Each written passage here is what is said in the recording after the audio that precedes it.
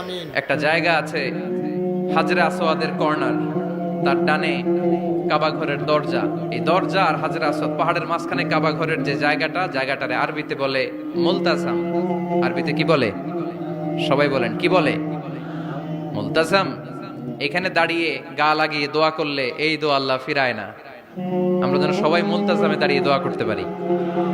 খুব ধাক্কা ধাক্কি ওই জায়গায়, সবাই চায় মুলতাজামে দাঁড়িয়ে দোয়া করি, কারণ ওখানে দাঁড়িয়ে দোয়া করলেই কবুল হয়ে যায়।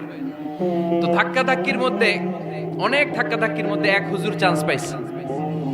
তো এই মাওলানা ছিল খুব চালাক, মাশাআল্লাহ। উনি অনেক ধাক্কা ধাক্কি করে কোন রকম মুলতাজামের মধ্যে যে গা লাগাইছে, লাগাই একটা দোয়া করছে।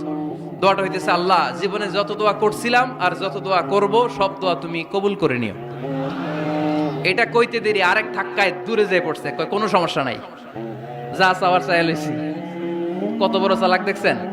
আল্লাহ বাড়ি দাও, গাড়ি দাও, নারী দাও, খ্যাতি দাও, এটা দাও, ওটা দাও। কয়টা চাবে? একটা চাইছে। আল্লাহ জীবনে যা চাইছি আর যা চামু সব কবুল করো। বিশ্বাসীরা বোকা হয় না, বিশ্বাসীরা ঝুব্ব যে কোপ মারে, সময় মতো কাজ করে। আওয়াজ করে বলতে হবে, ঠিক কিনা? তাহলে এই সময়গুলো দোয়া করলে কবুল করবে কে? মুসাফিরের দোয়া আল্লাহ ফিরায় না, সফর করলেই দোয়া। মাজলুমের দোয়া আল্লাহ ফিরায় না, কেউ জুলুম করলেই দোয়া। আম্মা আব্বার দোয়া নিলে এই দোয়া আল্লাহ ফিরায় না।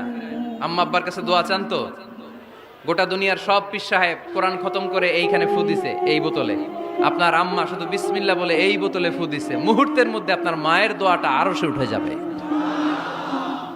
এজন্য আব্বা আম্মার কাছে দোয়া চাবো, রাজি আছেন?